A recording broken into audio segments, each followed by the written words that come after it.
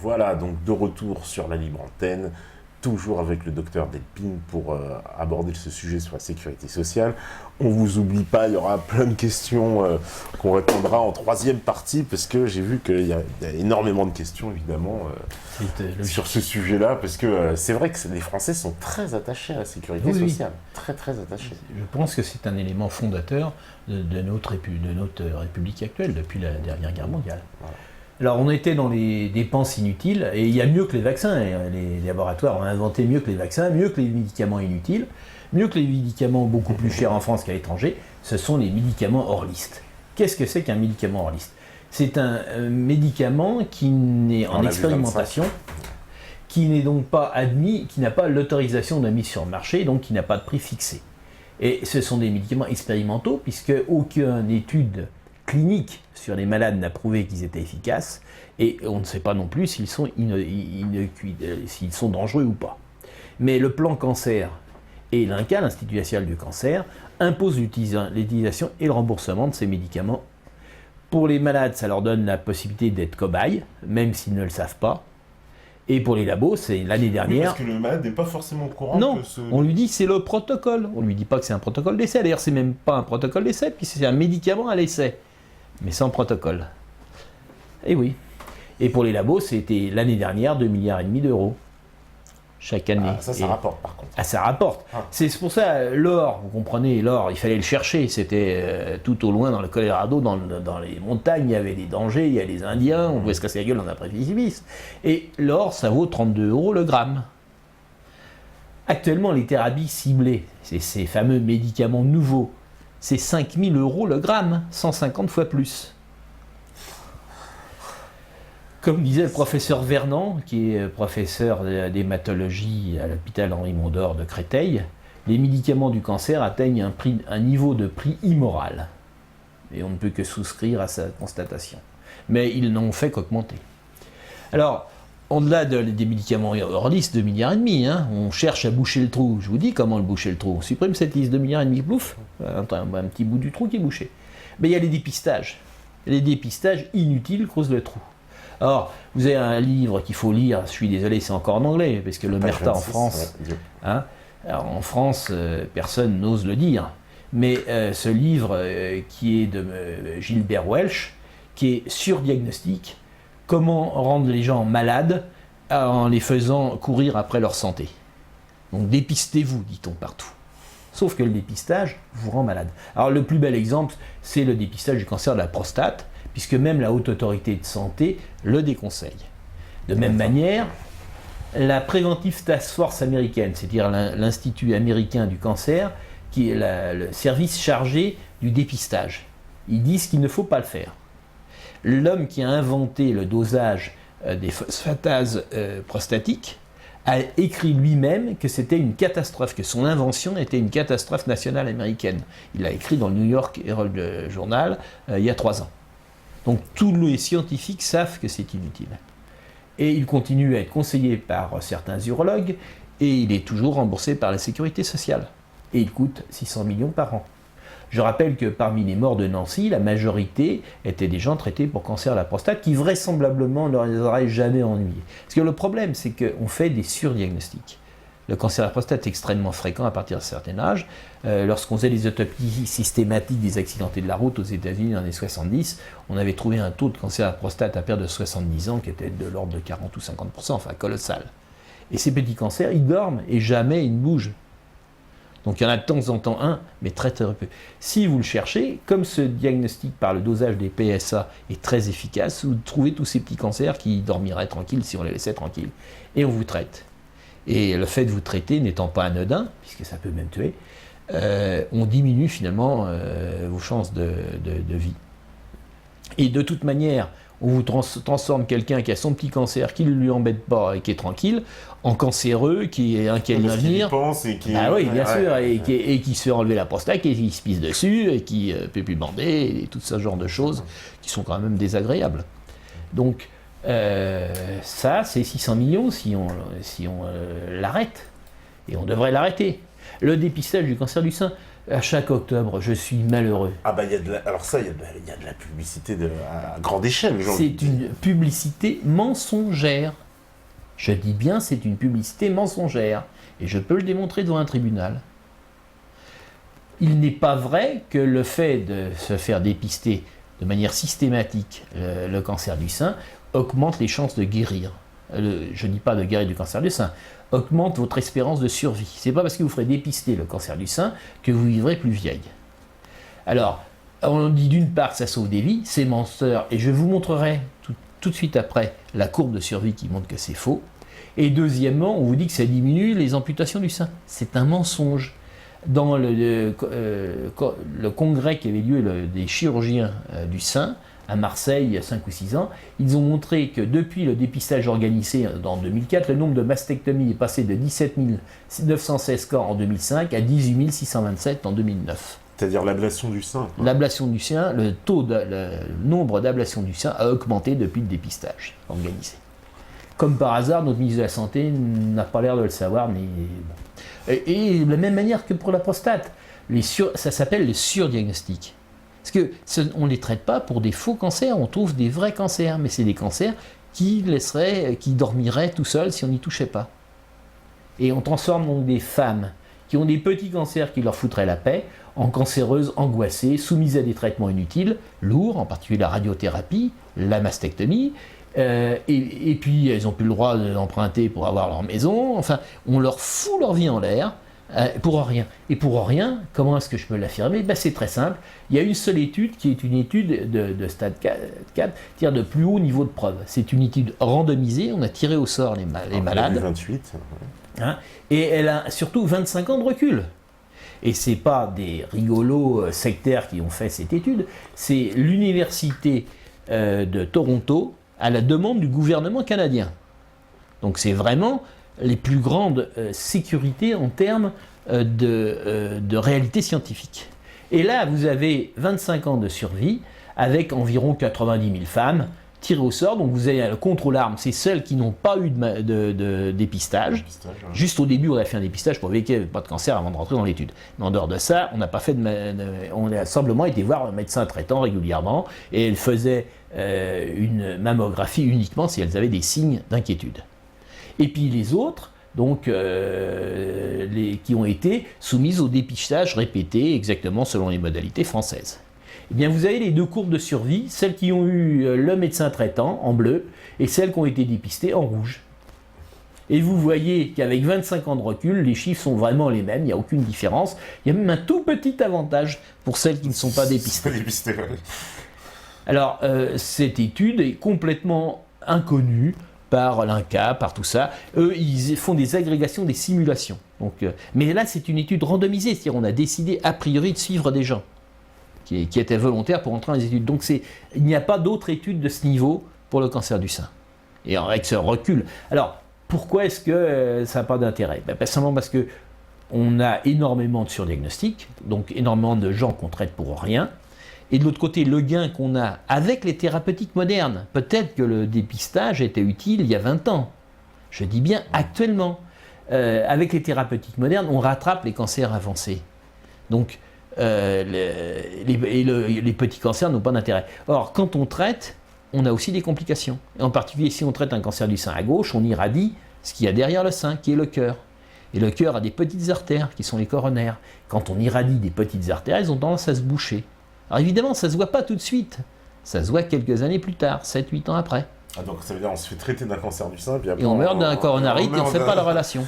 Et d'ailleurs, tous les gens, comme l'Institut Cancer, qui disent « ça fait gagner des vies », ils ne regardent qu'une seule chose, les morts par cancer du sein. Ils ne regardent pas les morts globales.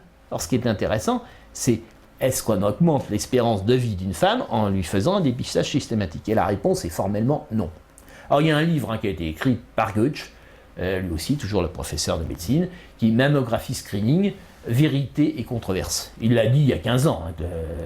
En France, nous avons Bernard Ginault, qui malheureusement n'est plus actif actuellement, mais qui avait déjà tiré la sonnette d'alarme en disant c'est bizarre, on n'améliore pas les choses, on voit toujours autant de gros cancers, le dépistage n'a pas l'air de servir à quelque chose. Alors, c'est parce qu'en fait, on nous vend ce test, c'est quoi qu'on nous vend là, La mammographie. La mammographie, d'accord. Il faut savoir que ça rapporte quand même 1,5 milliard par an. Donc, le dépistage du cancer, ça sert quand même à quelque chose. Parce qu'en plus, je veux pas dire, mais la sécurité sociale elle-même fait la promotion de ça, puisqu'il y a des publicités. Mais je vais vous expliquer que ce n'est plus la sécurité sociale. Le ministre impose la promotion. Il impose ça, voilà, c'est ça. En fait, c'est le ministre qui impose, mais c'est... Et bien entendu, alors, ce qui est dramatique, c'est que nos députés s'étaient émus en 2004, ils avaient fait un rapport en disant que les femmes doivent disposer d'une information loyale. Et à la suite de ça, nous avons au contraire une publicité systématiquement mensongère. Et ça me fait du mal de voir des gens qui font des mouvements pour Octobre Rose, tous ces gens bénévoles qui sont très bien intentionnés, qui croient se battre pour une juste cause, se font berner, se font escroquer. Et j'ai même vu une société pour un médicament. Il ne faut pas oublier que derrière, les gros laboratoires, parce que quand on fait les biopsies, il y a des tests. Et les tests vendent cher. Et donc, ça rapporte aux gens qui font les mammographies, aux radiologues, ça a un chiffre important d'affaires, ça rapporte aux chirurgiens qui font les biopsies, ça rapporte aux laboratoires qui vendent ces tests, donc ça fait vivre beaucoup de gens. Comme disait mon épouse dans son livre, le cancer, un fléau qui rapporte, le cancer tue beaucoup de gens en France, mais il en fait encore vivre beaucoup plus. Et oui. Alors on arrive un peu, ce qui doit vous faire penser un peu à la Grèce, parce que c'est un petit peu la même chose. Hein. Alors, le trou est une arme créée et entretenue. J'ai montré qu'elle était créée par les politiques et qu'elle est entretenue par toutes sortes de choses, hein, et que pour détruire la Sécu. Et vous avez là nos assurances privées, nos banques qui disent le trou s'aggrave, hein, et bien sûr relayé par le ministère et le patronat. On va être obligé de privatiser. Puis reprenez donc un peu de médicaments hors liste. Et la Sécu, dette, elle est universelle et solidaire, elle est en train d'aller à la ruine. Et là, à droite, les patrons, il faudra faire encore un effort, videz vos poches. Parce que c'est tout à fait vrai qu'aujourd'hui, avec cette dérégulation générale qu'on connaît dans tous les secteurs, dans le secteur de la santé, ça se traduit directement par les assurances, voilà, les banques qui aujourd'hui nous proposent des mutuelles de santé. Et le gouvernement qui l'impose. Et le gouvernement qui l'impose. Qui l'impose, oui, tout à fait.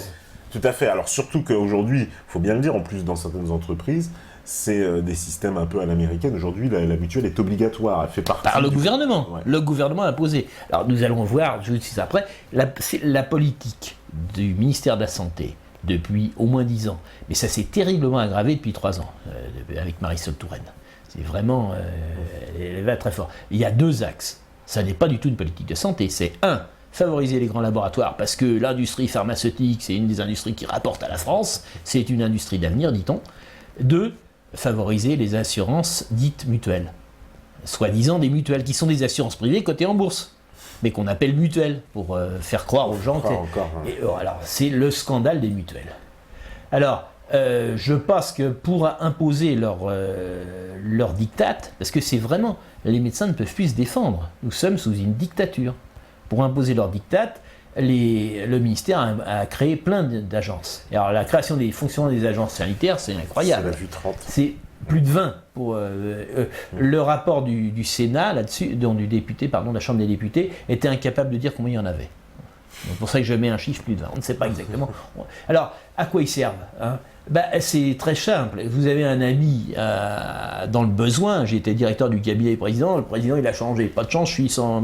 Tu peux pas me créer une petite agence? Et hop, je suis pas fonctionnaire. C'est beaucoup mieux. Je crée moi-même, je décide moi-même de mon salaire. J'échappe à la grille de la fonction publique. Et puis, comme je suis quelqu'un d'important, je dois avoir un salaire important. Bon, donc on remercie les copains, hein. Et donc on a des cadres dirigeants nommés par nos princes qui ne sont pas soumis à la grille des fonctionnaires, c'était trop étroit pour leurs besoins. Et ces agences, malheureusement, elles travaillent. Et elles donnent des normes, il faut respecter ces normes. Dans les cliniques, je sais qu'environ 10% du budget qu'on les récupère par la sécurité sociale, les cliniques gagnent de l'argent, on en paye la sécu. Eh bien 10% de ce budget part pour l'accréditation et pour l'archivage des données indispensables au contrôle de l'accréditation. 10%, c'est de la paperasse, ça ne sert à rien. C'est énorme, 10%. C'est colossal. Alors, je vous donne quelques exemples de toutes ces agences. Je pense que Alors, au certaines moins la plus connues moitié, que les autres, ouais. la moitié devrait être supprimée. Et puis, de toute manière, on n'a pas de raison de donner au privé la maîtrise de l'État. Si le ministère veut une agence du médicament, il a qu'à créer un service du médicament. Le ministère de la Santé, c'est son boulot, nom de Dieu.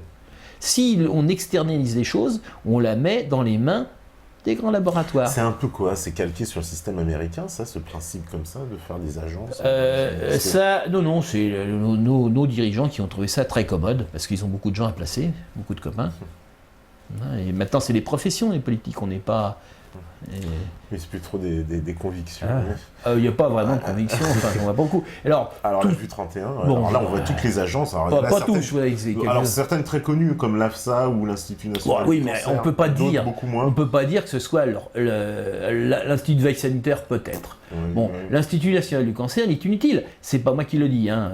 C'est un rapport, le rapport Bure, qui dit qu'on peut supprimer parfaitement l'Institut national du cancer, car c'est un triplet. Parce qu'il y a déjà 3 instituts de recherche sur le cancer en France. Enfin, il y en avait 2 avant, avec lui, ça fait 3. Bon. Alors, il faut réaffirmer le pilotage de la santé publique par l'autorité ministérielle, et non pas déléguer et dire c'est les autres. Hein.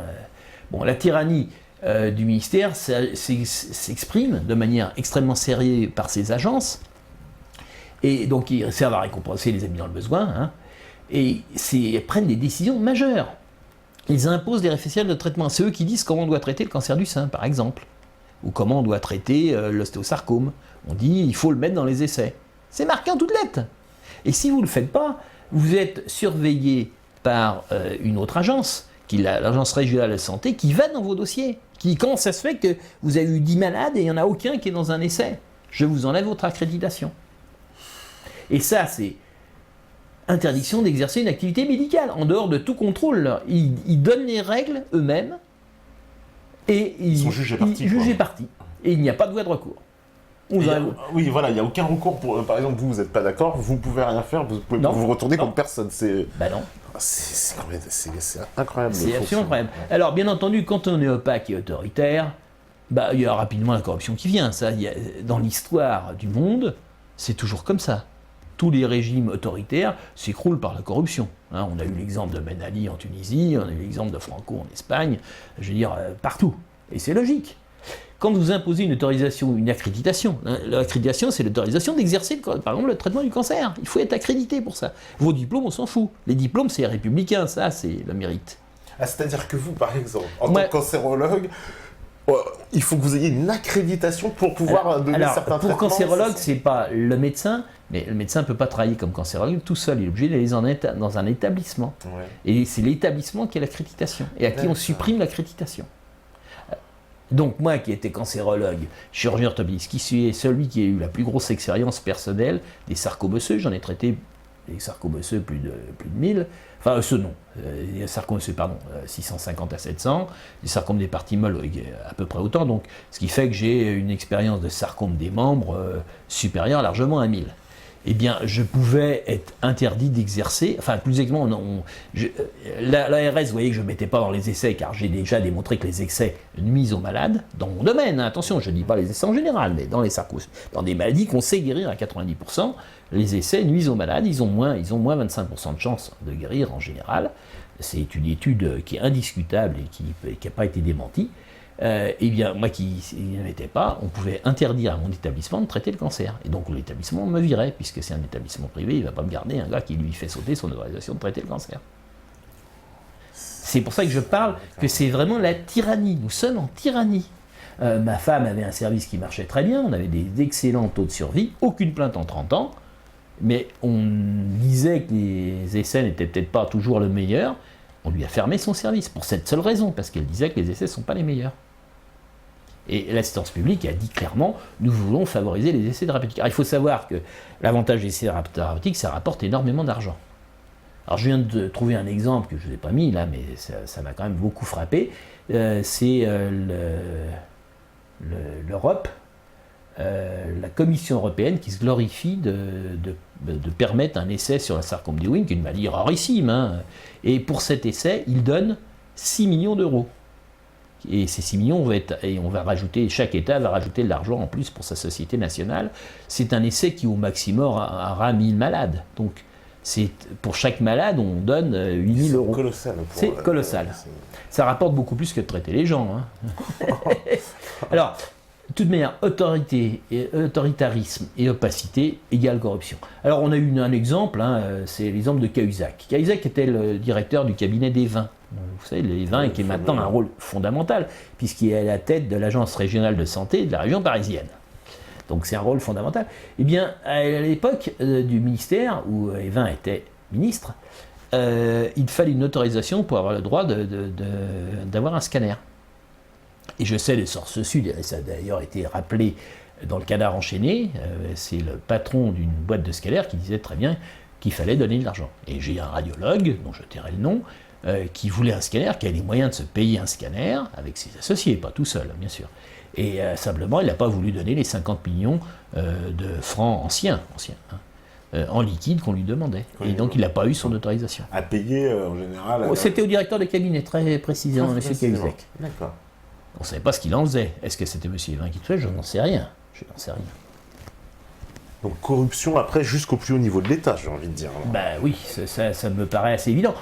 Écoutez, en Italie, c'est le ministre de la Santé qui a été en tôle, je vous rappelez-vous. Oui. Le ministre de la Santé, le président du Conseil de l'Ordre, le ministre du Budget. Les Italiens ne sont pas forcément plus bêtes que les Français, ou quoi, c'est pas vrai, j'en sais rien. Donc, alors ils se réunissent entre eux, ils font des universités d'été qui s'appellent Pharmacritique, où on réunit aux frais des labos, on rince tout le monde généreusement, les buffets sont très bons, il y a des petites accords, c'est vraiment sympathique. On est dans un climat sympathique, et on se rencontre entre nous. Et là, en 98, donc Cahuzac et Clotéin, on fait une intervention sur le projet de loi de financement de la sécurité sociale. Vous voyez. Alors, le vrai scandale de Cahuzac, ce n'est pas la fraude fiscale ni le mensonge, ou sinon, la moitié de nos députés devraient être sous les verrous, je pense. C'est surtout l'origine de l'argent noir. Et personne ne s'est posé la question d'où venait cet argent qu'il a mis de côté. Parce qu'il faut bien qu'il y ait une source. Si c'était de l'argent blanc, il l'aurait déclaré. Donc c'est de l'argent noir. Et d'où venait-il? Le lobbying et la corruption. Il faut savoir que M. Cahuzac avait créé un Cahuzac Conseil qui faisait le go-between entre le ministère et le laboratoire qui voulait savoir qui il fallait toucher pour avoir la bonne autorisation. Et c'est vraisemblablement, je ne suis pas inspecteur, mais toutes les sources que j'ai pu consulter indiquent que c'est comme cela qu'il a pu alimenter ses comptes. Mais ça n'a pas intéressé la police. Ça n'intéresse qu'à la fraude fiscale, et c'est un cas isolé, tout le monde le sait bien. Alors là, les Américains sont un tout petit peu plus transparents. Là, c'est la Drug and Food Administration, leur décision, leur panel. Et là, vous avez quelqu'un qui est... Si vous avez un conflit d'intérêt éventuel pour cette question que nous débattons et qui est très importante, levez la main. Et personne ne lève la main, mais regardez derrière. Donc, la plupart des experts du médicament sont en situation, je ne dis pas tous, nous avons heureusement quelques experts honnêtes et des gens qui se battent difficilement pour garder la propreté de certaines agences. Mais ils sont en position souvent difficile. Et la plupart des experts sont donc en situation de conflit d'intérêts majeur. Et les autorités sanitaires dont ils dépendent ne respectent ni les règles de transparence qu'ils ont affichées haut et clair. Après, le médiateur, on n'aura plus jamais ça. Ni les règles d'indépendance qu'elles s'étaient fixées ou que la loi leur impose. Je rappelle que toute personne médecin qui se présente à la télévision doit donner ses liens d'intérêt. Alors je dis tout de suite, puisque nous sommes à la télévision, je n'ai lien d'intérêt avec aucun laboratoire ni avec aucune secte. Je ne touche strictement aucun argent pour ce que je dis aujourd'hui. Alors la politique constante, c'est là où on arrive du ministère de la Santé depuis 3 ans. Le ministère ne protège plus les malades, ce n'est pas son souci. Son souci, c'est soigner l'industrie pharmaceutique et ses agents, justement les experts, les décideurs, dont elle dissimule soigneusement les liens d'intérêt. Et également soigner les assurances privées inégalitaires au détriment de la sécurité sociale. Et donc vous comprenez pourquoi on creuse le trou. Pourquoi favoriser l'industrie du médicament en creusant le trou de la sécu? C'est quelque chose d'aberrant. Cette industrie est l'une des plus rentables au monde. Elle distribue plus de dividendes annuels qu'elle n'investit en recherche. En l'espace de 15 ans, le taux de rémunération des actionnaires rapporté au résultat brut, en pourcentage, a pratiquement doublé. En 2014, les 10 premiers groupes pharmaceutiques, ce qu'on appelle les Big Pharma, ont reversé environ 70 milliards d'euros à leurs actionnaires, soit un quart de leur chiffre d'affaires. 70 milliards. Un chiffre qu'il faut comparer aux dépenses de recherche et développement qui cumulent à 56 milliards d'euros. Je rappelle que dans recherche et développement, il y a un tout petit chapitre qui s'appelle recherche, qui est environ le quart, donc environ 15 milliards, et un énorme chapitre qui s'appelle développement. Et qu'est-ce que c'est le développement? C'est j'achète les associations de malades, j'achète les sociétés savantes, j'achète les revues, j'achète les décideurs, j'achète les experts, et j'achète les professeurs d'université, et j'achète le ministre au besoin quand on est en Italie. En Chine aussi, en Chine il y a quand même un ministre qui a été fusillé pour corruption, le ministre de la Santé. Mais pas en Europe. Bon, on le fusillerait pas. Mais ça ne peut pas. Ça nous donne des idées, mais bon. Non, mais ça explique beaucoup de choses. Alors là, c'est pas en l'air ce que je vous dis. Hein. Vous avez là le taux de distribution du résultat net. Donc, un laboratoire comme Pfizer, il trouve le moyen, en 2012, de donner 102% de son résultat net.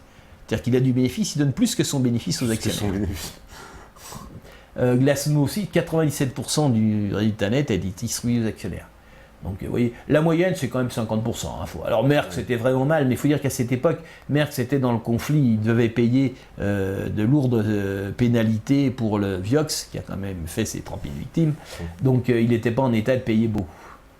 Mais vous voyez donc, pourquoi alors et alors, non seulement on dit qu'il faut les soigner, elles les soignent, mais en plus elles protègent leurs agents d'exécution en dissimulant les liens d'intérêt. Donc les liens d'application. Alors, on a vu 40.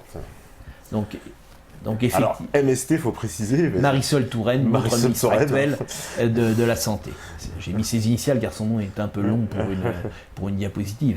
Donc Marisol Touraine protège les assets des Big Pharma. Elle a trouvé le moyen de détourner la loi anticorruption qui avait été votée en novembre 2011 par ses textes d'application, puisque la loi sans texte d'application, c'était la loi Bertrand, hein, la loi anticorruption, qui avait été faite après le Mediator en disant plus jamais ça, plus jamais d'experts payés par le labo pour dire que le produit est bon et pas dangereux. Bon. Et les arrêtés d'application donnent la priorité au secret des affaires sur la sécurité sanitaire. Donc le médecin qui est invité par un laboratoire doit le déclarer, il le déclare effectivement, parce qu'il est pris, il est obligé. Mais l'expert à la commission de la transparence ou l'expert à la commission qui fixe les prix des médicaments, qui lui touche 500 000 euros annuels pour le laboratoire, c'est pas un chiffre en l'air, hein, c'est un chiffre qui existe dans un rapport de la Cour des comptes sur les rémunérations des médecins. Quoi, 500 000 euros par an, c'est extrêmement bien payé. J'ai pas dit que tu touchais ça, il y en a qui touchent plus, et il y en a qui touchent moins. Ah oui, non, c'est des sommes. En tout cas, on a deux exemples précis dans le rapport de la Cour des comptes en disant que deux professeurs d'université, dont le salaire est aux alentours peut-être de 40 000, 50 000 euros, salaire hospitalier, hein, je parle uniquement, par an, touchaient 500 000 euros des laboratoires pour une autorité de conseil. Bien entendu, c'est jamais pour leur conseil, qu'est-ce que le laboratoire a besoin. Oui, mais ça veut dire que clairement... C'est parce qu'ils sont experts et qu'ils sont des agents d'influence. Non, parce que là, quand on a des sommes comme ça, quand on sait que c'est 500 000 euros par an, donc c'est 10 fois plus que le salaire même que la personne va toucher pour son métier de base. Ça, c'est des liens d'intérêt qui peuvent quand même perturber votre jugement. Ah ouais, parce que là, la personne... Et ça, notre ministre Marisol Touraine a exclu de la déclaration. Vous devez déclarer vos 10 euros, 50 euros ou 100 euros, mais pas vos 500 000. Oui, c'est vraiment... Alors, à tel point que les associations anticorruption, donc il y en a quelques-unes, l'ordre des médecins, même l'ordre de médecins, ont trouvé que la manœuvre était vraiment grossière, et le Conseil d'État a annulé cette disposition en février 2015, donc c'est tout chaud, hein, en disant que c'était pas... et qu'il fallait la refaire, mais la ministre n'a toujours pas apporté les correctifs demandés. Elle n'est pas pressée, je pense qu'elle va attendre 2-3 ans encore avant de... Donc c'est toujours ce qu'elle a donné comme texte qui sont là, même s'ils sont déclarés irrecevables par le Conseil d'État. Alors il faut savoir que dans 2 jours, le jeudi 2 juillet, hein, le président Hollande préside la réunion du LEM, qui est le groupe de pression des laboratoires pharmaceutiques, c'est le lobby des entreprises du médicament. Hein, où l'industrie toute puissance va tenter d'obtenir à nouveau des sous et des facilités pour piller un peu plus notre sécurité sociale. Hein, donc pour creuser le trou. Alors le même jour, Michel Rivasi, qui est un député européen, c'est elle qui avait permis d'avoir l'association pour dépister les accidents du nucléaire, hein, l'association libre, qui a démonté les mensonges officiels sur le Tchernobyl, et l'association Anticorps, qui est une association anticorruption, le FORANDEP, qui est pour une formation médicale indépendante, organise une conférence de presse à 12h. Ils font un contre-forum du médicament. Puisque notre président va au forum du médicament, notre président a choisi son camp, ce n'est pas celui de la transparence, ce n'est pas celui des malades, c'est celui de l'industrie. Mais nous faisons un contre-forum du médicament à 18h30 au carreau du Temple avec une conférence de presse à midi. Alors, pour donner des exemples, la Haute Autorité de Santé, les fameuses agences, alors ces experts donnent des recommandations. Ils disent il faut traiter telle maladie comme cela, c'est l'état actuel de la science. C'est ce qu'ils disent. En fait, ces recommandations ne représentent pas l'état actuel de la science, mais le point d'entente de leurs rédacteurs, puisque les rédacteurs, ils sont des experts, la plupart touchent, mais pas forcément par les mêmes labos. Ils peuvent avoir des médicaments qui sont concurrents. Donc il faut qu'ils réussissent un point d'entente. Donc c'est plutôt le point d'entente de leurs rédacteurs, obnubilés par la médecine des pseudo-preuves et leur intérêt personnel. Et cette situation touche tous les experts dans le monde. Donc, d'après une étude américaine qui est parue dans JAMA, Journal of American Medicine, 87% des auteurs de recommandations médicales ont des liens d'intérêt avec l'industrie, et tout particulièrement avec les sociétés dont l'usage des produits bénéficie des recommandations auxquelles ils contribuent. Donc, je vous précise. 87%. Il n'y a pas de chiffre en France, puisque nous ne connaissons pas les liens d'intérêt en France. C'est soigneusement dissimulé. Alors, il y a quand même une thèse. 44. Alors, cette thèse, pour ceux qui s'intéressent, toujours pour le travail des experts de la Haute Autorité de Santé, c'est la thèse de Louis-Adrien Delarue, un médecin qui a le courage de faire cette thèse et qui a réussi à la soutenir le 6 juillet 2011. Alors, il l'a soutenue, mais pour qu'elle soit acceptée, il a fallu qu'il gomme les noms des gens. La transparence a quand même des limites en médecine. Donc il avait étudié les recommandations pour la pratique clinique élaborées par les autorités sanitaires. Et il a montré qu'aucune des quatre recommandations pour la pratique clinique choisies dans cette thèse n'était conforme aux données acquises de la science. Et que les experts en charge de ces guides recommandent des molécules dont les risques sont inacceptables en regard de leurs bénéfices et de leur coût pour la société. Dès lors, il était légitime que ces guides de pratique clinique sont directement biaisés par l'industrie pharmaceutique. Donc c'est une thèse en France, et il a fallu effectivement qu'il gomme les noms des experts pour qu'elles puissent être acceptées par les médecins en place. Alors l'Institut national du cancer, là qu'est-ce que c'est alors? Qui sommes-nous? Des cumulards. Que faisons-nous? Nous répartissons les crédits du plan cancer, nous édictons des normes, ils disent comment on doit traiter tel et tel cancer, et nous édictons des labels que nous décernons aux établissements amis. Donc ils ont le monopole, ils choisissent qui a le droit de traiter le cancer. Et puis, où allons-nous? Vers toujours plus de totalitarisme en cancérologie. C'est quand même incroyable qu'on leur ait délégué un pouvoir aussi important. C'est totalement scandaleux et totalement antidémocratique. Totalement antidémocratique. Mais c'est le but. Alors, quant à l'ARS, l'Agence régionale de santé, je dis que c'est une procédure digne de l'Inquisition. Lorsque vous défendez l'éthique, c'est-à-dire l'intérêt du malade, nous avons juré comme médecins, pour ça que je dis je suis docteur, nous avons juré de défendre nos malades. Nous sommes là pour ça, nous sommes redevables qu'envers les malades. Eh bien, nous passons à l'ARS. Pourquoi vous n'avez pas mis le malade dans un essai thérapeutique? C'est édicté par l'INCa, par l'Institut national du cancer, et vous ne l'avez pas fait. Donc, vous ne respectez pas les recommandations, donc nous vous retirons l'autorisation d'exercer. Pas d'exercer comme médecin, mais vous êtes cancérologue, votre établissement n'a plus le label pour traiter les cancéreux. Qu'à faire? C'est embêtant, ouais. Donc, dans tous les pays démocratiques, la démocratie, les juges doivent être payés par l'État, et en aucun cas il doit y avoir de lien quelconque avec l'une des parties qui se présentent devant eux. On n'a plus le droit de toucher des épices depuis la Révolution française. Du temps des rois, c'était classique. C'était au nom du roi, et le juge touchait les épices. C'est rappelé dans beaucoup de pièces de Molière. Mais dans les experts, il n'y a pas d'experts indépendants, des laboratoires ou du réseau de cliniques. Parce que c'est tantôt l'un, tantôt l'autre. Et alors avec les réseaux, ça va être encore mieux, parce que maintenant, ils ne vont pas être indépendants des réseaux de mutuelles. Et donc, ils diront telle mutuelle est mieux.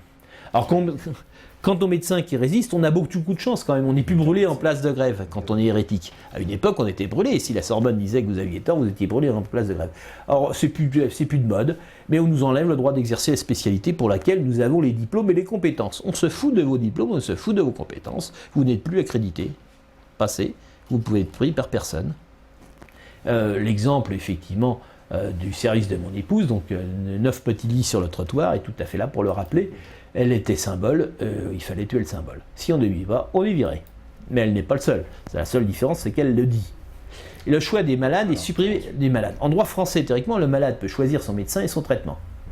Après une information complète, loyale. Mais qu'est-ce qui reste du choix du médecin et du malade lorsque c'est une agence privée qui impose le choix du traitement au médecin? ou lorsque c'est un réseau qui impose le choix du traitement au médecin. Il faut savoir qu'aux États-Unis, on connaît très bien les réseaux, c'est les assurances privées, c'est ce qu'on veut vous faire gober, là, qu'on essaie de vous dire, la sécurité sociale, c'est des trous, ça coûte trop cher, on sera tellement mieux en médecine privée. Lorsque vous êtes un médecin de réseau aux États-Unis, je connais très bien les choses parce que j'y suis allé souvent et des confrères m'ont expliqué en détail les choses et j'ai pu les voir directement pour la chirurgie.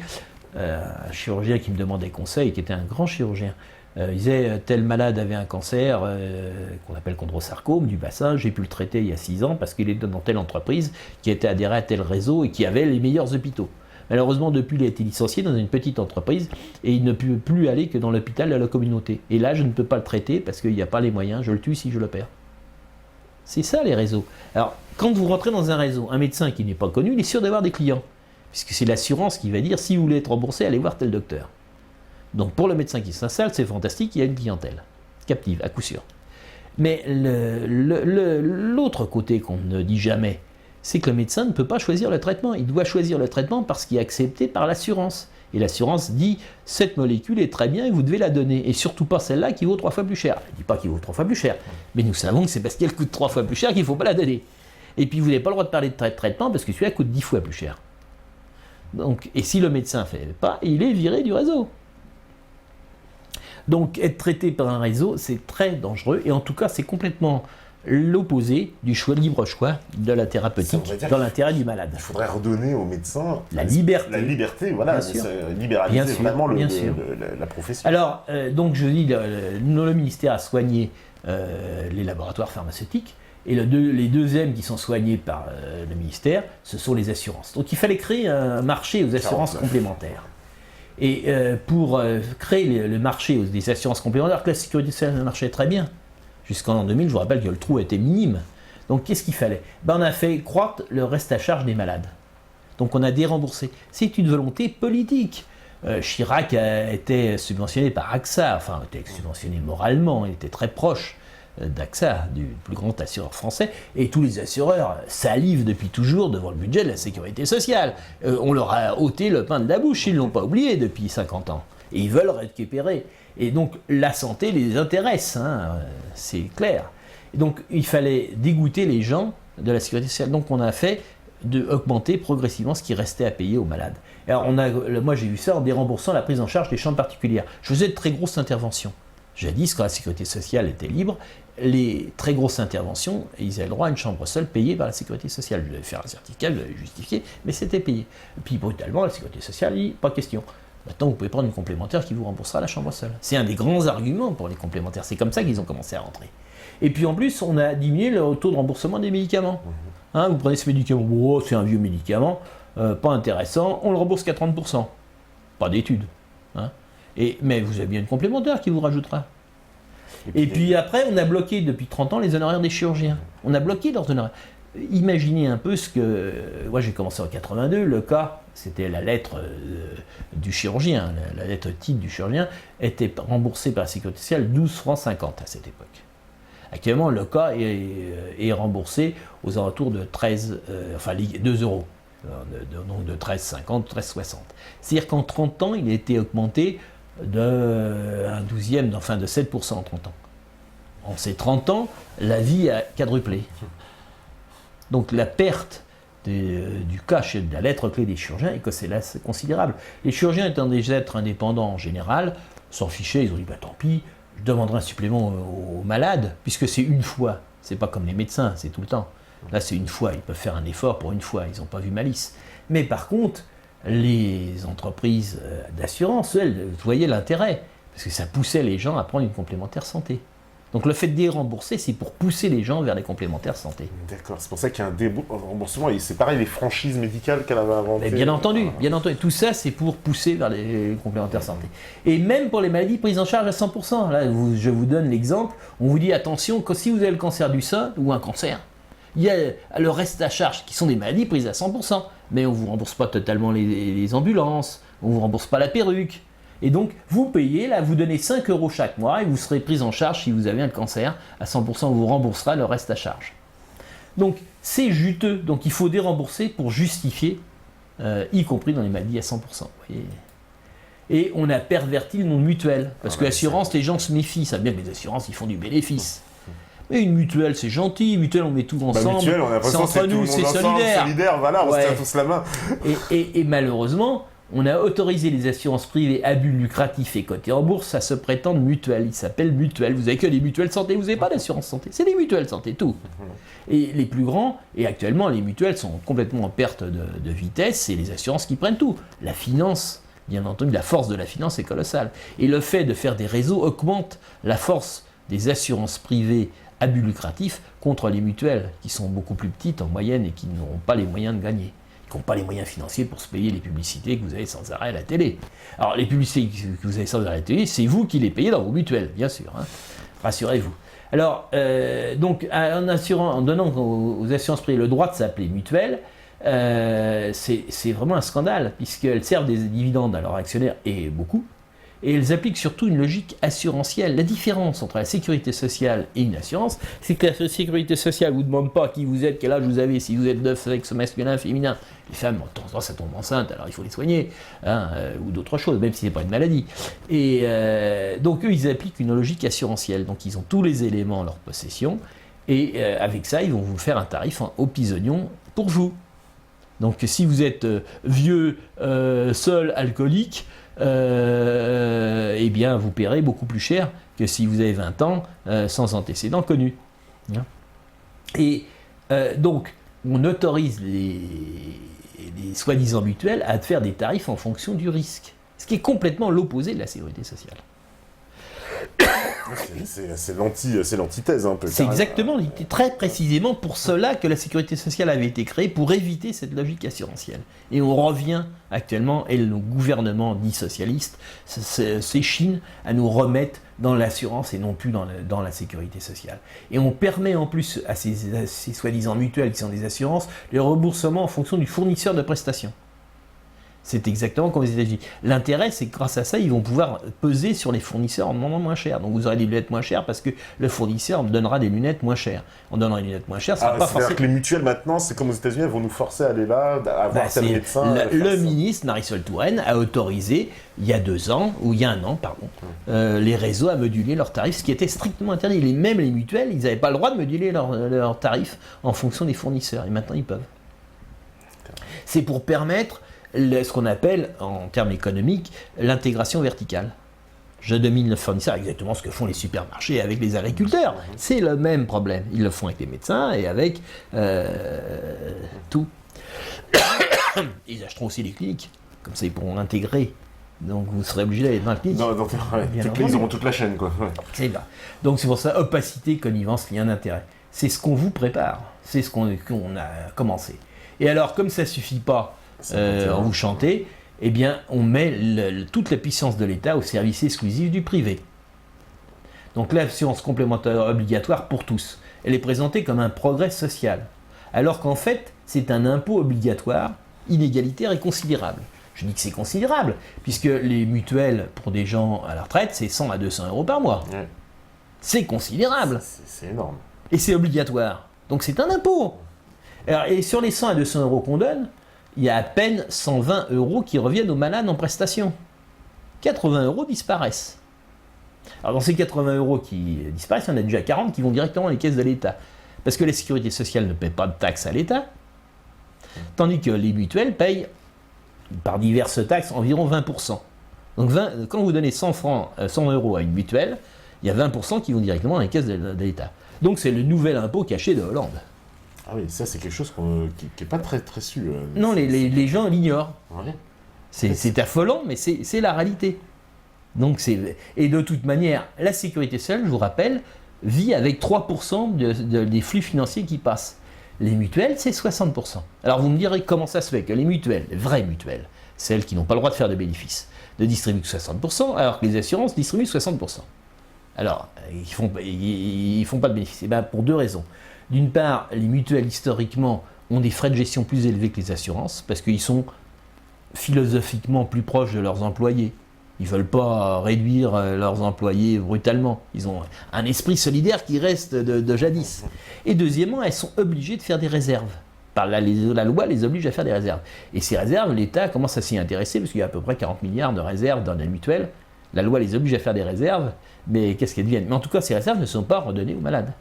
Et à l'opposé, les assurances privées, elles, gèrent un peu mieux leur personnel, enfin, ou gèrent brutalement leur personnel, donc ils ont moins de frais de personnel, mais ils servent par contre à leur direction des salaires très confortables, et puis ils distribuent aux actionnaires.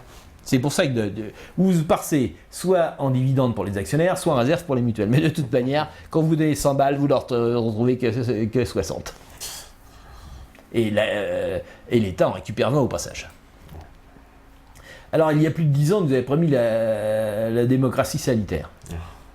En fait, on dit de consommer les médicaments inutiles, d'ignorer les conflits d'intérêts, d'oublier les scandales, que ce soit le sang contaminé, l'hormone de croissance, le Mediator, le Vioxx, les pilules de 4e génération, le vaccin, la grippe H1N1, et suit les traitements recommandés par la HA et l'ANA. C'est actuellement les trucs. La Cour des comptes a pourtant 53. dit mais qu'il fallait mettre fin à la spirale de la dette, car quand on est endetté, on n'est plus libre. La Grèce en sait quelque chose. Et la France aussi. C'est d'abord en pesant sur la dépense que la trajectoire de retour à l'équilibre doit s'accélérer. C'est ce que disait la Cour des comptes en septembre 2013. Donc il faut trouver des économies. Ouais. Et là, si le combat démocratique paye, nous pouvons sauver la sécurité sociale, mais il faudra se battre, car en face, nous avons des gens déterminés à la supprimer. Il faut revenir aux bases. Et on peut sauver la sécurité sociale sans augmenter les cotisations, ni patronales ni ouvrières, et sans nuire au remboursement vrai. Il faut des mesures simples. 1. Ne rembourser que les soins. La sécurité sociale a été faite pour que les gens puissent se soigner, on ne rembourse que les soins. Ce qui veut dire que le dépistage et la médecine préventive ne doivent pas être pris en charge par la sécurité sociale. Si le ministère pense que c'est très bien, qu'il le paye.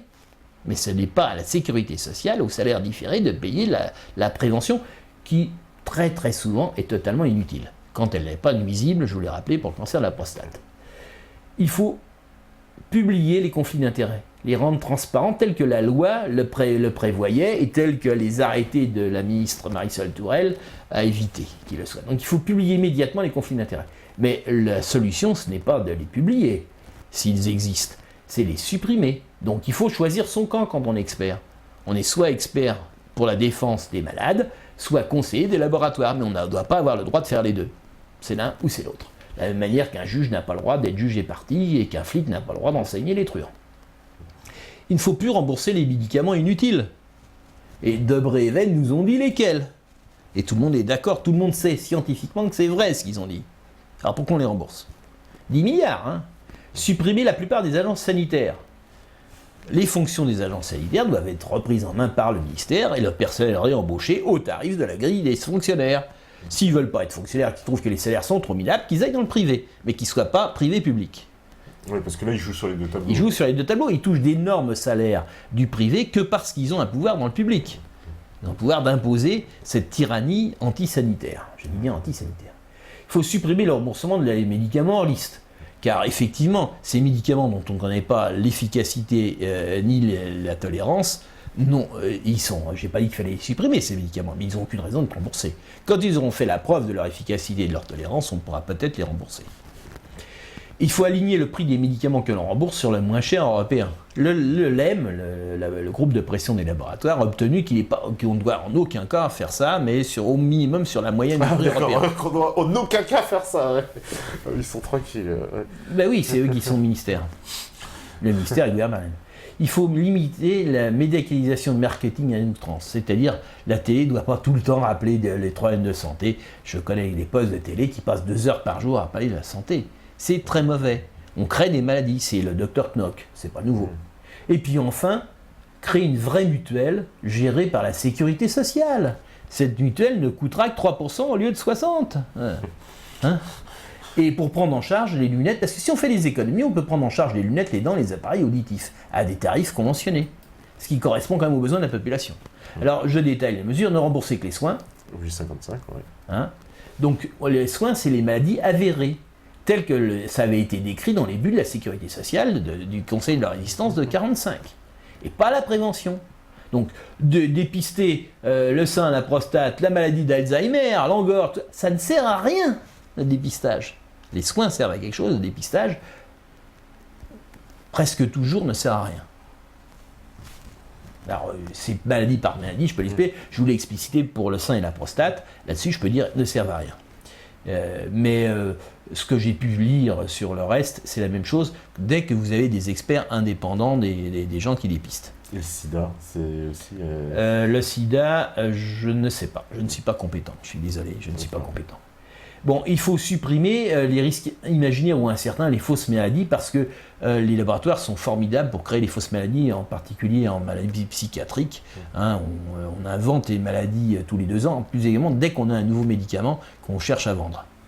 Hein, alors là, c'est les psychotropes, ça a été formidable. Les maladies des TOC, comme disait mon épouse dans son livre, vous avez un enfant qui est hyperactif, et ben faites-lui creuser un trou dans votre jardin, faites-lui couper les arbres, ça le calmera et ça lui fera prendre l'air, et il sera bien. Alors que si vous le mettez au médicament, vous allez en faire un drogué à vie. Donc méfions-nous.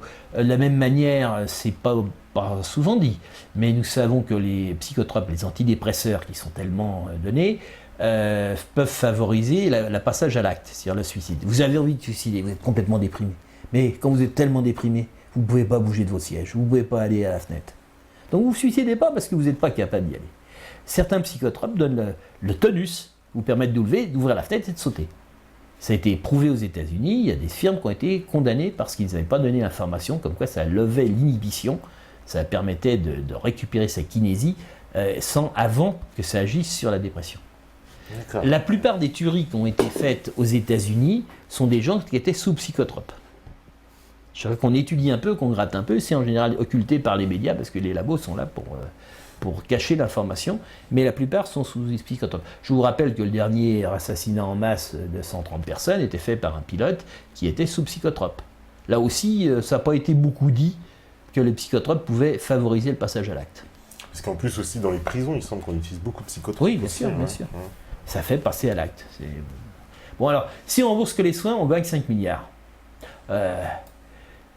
Les conflits d'intérêts, c'est difficile de juger. Mais alors, dans les conflits d'intérêts, donc il faut choisir son camp. On défend la société, l'intérêt général ou les firmes privées. Comme les juges, comme les flics. Alors pourquoi est-ce qu'on se tolère que les experts en santé puissent toucher les laboratoires alors que leurs décisions peuvent entraîner des milliers de morts? Alors que si un policier se trompe, c'est 1 ou 2 morts, 3 morts. Hein, donc il y a vraiment, c'est beaucoup plus important qu'il n'y ait pas de conflit d'intérêts en santé que dans d'autres domaines. Aucun expert ne doit pouvoir nier d'un quelconque avantage d'une firme privée au présent comme dans l'avenir. On ne doit pas pantoufler. Alors, je peux dire par exemple que l'Europe donne des autorisations de mise sur le marché, que le président de la commission du médicament à l'Europe a directement, après qu'il ait été remercié de son agence, est directement allé comme directeur général dans le grand laboratoire pharmaceutique européen. Il faut supprimer la participation officielle, c'est quand même scandaleux, ou occulte du LEM, qui est le groupe de pression des laboratoires, aux décisions de l'État. Il est tout à fait anormal que nos présidents de la République, au lieu de s'occuper des malades, aillent faire les sourires au laboratoire. C'est pas son rôle.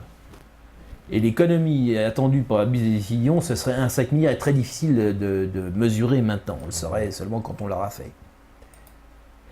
Ne pas rembourser les médicaments inutiles, cela est clair, on l'a tout. Hein. Donc je vous rappelle ce que disait quand même le professeur Even. Je crains que ce soit lié, ce fait de rembourser les médicaments inutiles, à l'incompétence arrosée par la corruption assurée par l'industrie pharmaceutique pour se procurer les 20% de bénéfices qu'elle s'accorde chaque année. Ce gaspillage, c'est 10 à 15 milliards d'euros chaque année. Supprimer le remboursement des médicaments en liste, ça on sait que c'est au moins 3 milliards. C'était 2 milliards l'année dernière et ça augmente en ce moment à toute vitesse. Supprimer le nombre d'agences sanitaires, on peut économiser 2 à 5 milliards. Vous savez que les agences en France, il y en a 1050 ou 1060, puisqu'on en crée tous les jours, au total, et qu'elles consomment 25% du budget de l'État. Je ne parle pas des agences sanitaires, l'ensemble des agences, oui. 25% du budget de l'État échappe à nos députés, puisqu'on ne sait pas à quoi ça part dans les agences qui en font ce qu'elles veulent. Je n'ai pas dit qu'elles volaient l'argent, hein, mais en tout cas, ça n'est pas décidé par la représentation nationale. Supprimer le plan cancer est l'un cas. Le plan cancer avait pour but, il avait été vendu à Chirac, qu'il avait accepté. Oui. On allait soi-disant guérir 20% de malades en plus. En grande pompe. Et là maintenant, ça fait 15 ans, et il n'y a aucun chiffre qui montre qu'on a fait des progrès en matière de cancer. Jamais. Et toutes les évaluations, ils font chaque année un dossier énorme d'évaluation. C'est nous avons réussi à obtenir 53% de dépistage de tel cancer, la méthode n'est pas bonne mais on va l'améliorer, et ce n'est que les critères qu'ils eux fixent. Alors que le seul critère qui nous intéresse c'est comment vont les malades. Et ça jamais on entend parler. On l'a vendu pour ça, mais comme par hasard ça a complètement disparu des radars. Donc il faut supprimer le plan cancer et l'INCa, et si vous voulez voir, lisez donc le cancer, un fléau qui rapporte, vous verrez l'horreur du système. L'économie privée, 2 milliards. C'est pas beaucoup, mais enfin, ça s'ajoute aussi. Limiter la médicalisation inutile à la population, arrêtons de ne parler que de santé. Et je ne vous ai pas parlé de santé aujourd'hui, je vous ai parlé de la gestion de la santé, la gestion antidémocratique de la santé. Et donc, il faut limiter le nombre d'éditions quotidiennes à la télé, de leur forcer les journaux et la télé à afficher les liens d'intérêt, c'est prévu dans la loi, et ce n'est jamais respecté par aucune des chaînes de télé. Je vois, je suis payé par le laboratoire Intel, je douche chaque année tant. C'est jamais mis. Hein, et le ministre doit cesser de harceler le peuple avec des problèmes médicaux. Hein, sans arrêt, c'est le gars. De quoi est-ce qu'il se mêle? C'est pas. Alors que les vrais problèmes, c'est le chômage, et parlons un peu de choses sérieuses au lieu d'essayer de créer des malades de genre. Et avec ces quelques mesures, on bouche le trou. Les comptes de la Sécu sont rétablis du jour au lendemain. Et je n'ai créé aucune cotisation supplémentaire, et je n'ai diminué aucun remboursement. Donc, sans dérembourser les soins utiles, je dis bien utiles, supprimons les médicaments utiles, si taxer les malades, ni augmenter les cotisations sociales. Bien sûr, on nuirait au profit exorbitant des big pharma et de leurs mercenaires. Et donc, il y a quand même pas mal de gens qui touchent. Hein. Et aux assurances privées, qui, elles, salivent depuis longtemps sur le gâteau de la Sécu qui veulent se partager. Et enfin, une fois qu'on a rétabli les crédits, on crée une mutuelle gérée par la Sécurité sociale. Les tarifs seraient 2 fois moins chers que ceux qu'on vous propose actuellement. Évidemment, les assurances privées seraient un peu tristes. Ils ne seraient pas d'accord. Hein, et ça, ce serait une mesure sociale vraie. Mais ce n'est pas la mesure qui intéresse nos décideurs. Nos décideurs sont sûrs de pouvoir avoir la gratitude des gens à qui ils donnent le budget. Alors, c'est vrai qu'il faut nettoyer le système de santé français. Donc, Serge Rader, donc pharmacien, la députée européenne du groupe Vert, Michel Rivasi, le professeur Philippe Even, souhaitent lancer en France une opération main propre. Ils l'ont santé le 1er février de cette année, sur le modèle de la réforme qui a été menée en Italie par les juges de l'opération Manuti Politi, qui ont été supprimés par le dernier tyran italien. Et malheureusement, on n'entend pas beaucoup parler parce qu'aucune média ne relaie leurs efforts, qui est pourtant tout à fait nécessaire. Donc, pour conclure, le trou de la sécurité sociale est une construction politique 65, pour la supprimer. Hein, qu'il faut absolument accuser son chien de rage pour le tuer. Il faut nous battre démocratiquement pour rétablir notre liberté de choix des traitements et de conserver notre régime social. La liberté n'existe que quand on la défend. Et c'est pour ça que je me suis permis de remettre de la croix sur cette feuille. L'Europe, qui est la caisse de résonance de tous les lobbies, veut imposer ce qu'on appelle le libre choix de son assurance santé. Il est bien assurance. Les choses sont claires. On veut remettre à la bourse le budget social de la France, entre autres. Ils ne peuvent pas tolérer qu'il y ait une sécurité sociale qui est solidaire. Et elle impose ainsi la logique assurantielle en lieu et place de la solidarité. La logique assurantielle, c'est je n'assure que les bons risques au prix maximum, et tant pis pour les pauvres. Comme aux États-Unis avant Obama. Et il ne faut pas dire j'ai très peur, mais il faut dire je me battrai. Et ensemble, nous garderons. Eh ben, je crois que là, on a fait le grand tour de la sécurité sociale. Non, c'est un petit tour. Au moins essayer de supprimer beaucoup de publicité mensongère, anti-sécurité sociale que l'on entend par-ci par-là sans arrêt. Eh ben, on va faire une pause. Et puis on répondra aux questions des métanautes, il y en a beaucoup d'ailleurs, j'en ai vu tout à l'heure, il y avait pas mal de questions. C'est normal. Donc on va répondre aux questions en troisième partie, puis la régie elle est prête évidemment, donc on fait la pause et on revient juste après, à vous la régie.